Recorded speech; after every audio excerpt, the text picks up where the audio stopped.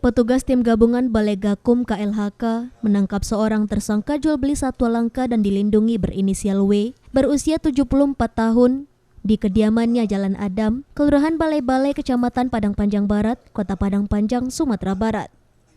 Omsetan satwa langka yang paling banyak diamankan diantaranya potongan kulit harimau Sumatera, Panthera tigris sumatrae 46 lembar kecil, kepala rusa utuh Cervus unicolo 5 buah, dan tengkorak kepalanya 3 buah, simpai Sumatera, Presbytis nelalopos 2 ekor, serta macandahan, Neophelis nelobusa sebanyak 2 ekor. Penangkapan berawal dari operasi penertiban peredaran dan perniagaan tumbuhan dan satwa liar. Saat itu tim melakukan pemeriksaan di sebuah lokasi pengawetan atau opsetan satwa milik W, merasa curiga dengan tempat tersebut dan melakukan penggeledahan. Hasilnya ditemukan satwa dilindungi dalam keadaan mati, berupa opsetan berbentuk kulit dan bagian-bagiannya, dan hingga saat ini petugas masih terus melakukan penelusuran untuk menggali keterlibatan pihak lain, serta akan terus berkoordinasi dengan Polda Sumatera Barat dan BKSDA Sumatera Barat.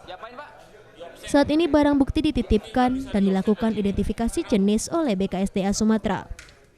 Jumlah hewan yang diamankan tak tanggung-tanggung, yakni 30 ekor satwa langka, dan turut diamankan surat izin penitipan satwa milik pelaku yang telah dicabut oleh pemerintah.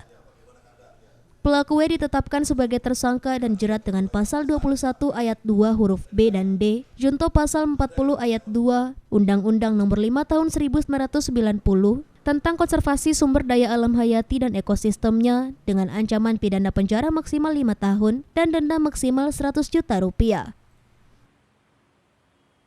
Kesulitannya apa Pak sehingga masih terjadi seperti ini Pak? Ya kan kesadaran masyarakat terutama, karena ada nilai ekonomiknya. Sehingga tadi ditanyakan berapa sih valuasinya. Nah ini kalau dirilis dilematis juga. Wah ternyata nilainya tinggi. Ya, ini yang juga menjadi soal. Jadi kami coba bagaimana mendorong aspek pencegahan. Seperti tadi Pak Ardi ngomongkan bahwa banyak wali negari yang concern di Sumatera Barat itu. Biasanya yang harus didorong masyarakat, kesadaran masyarakat supaya menjaga kawasannya dan juga apa yang menjadi satwa-satwa yang dihormati. Di provinsi lain gambarannya seperti apa Pak? Di provinsi ini sama.